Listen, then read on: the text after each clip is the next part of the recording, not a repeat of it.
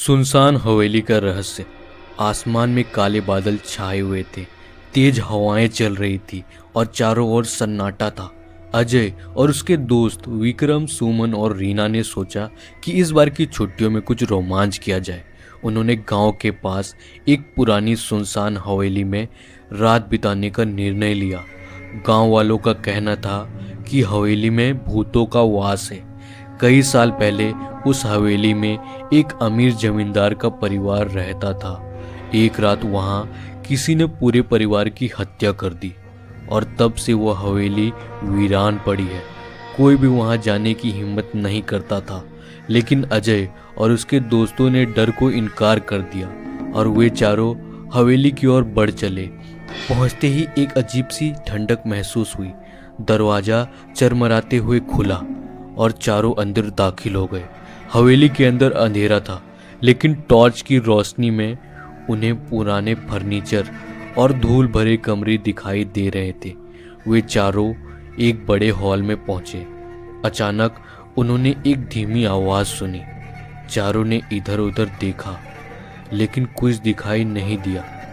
तभी रीना ने दीवार पर एक पुरानी तस्वीर देखी।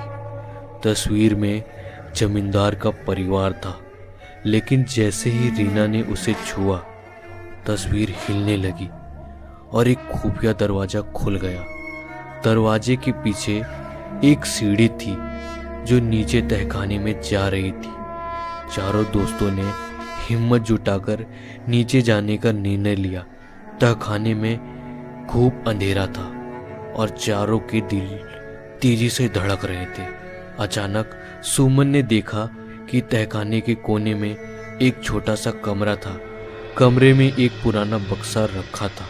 विक्रम ने बक्से को खोलने की कोशिश की, लेकिन बक्सा जंग लगा था और खुल नहीं रहा था। तभी अजय ने बक्से पर एक चाबियों का गुच्छा देखा। उसने चाबियों से बक्सा खोला।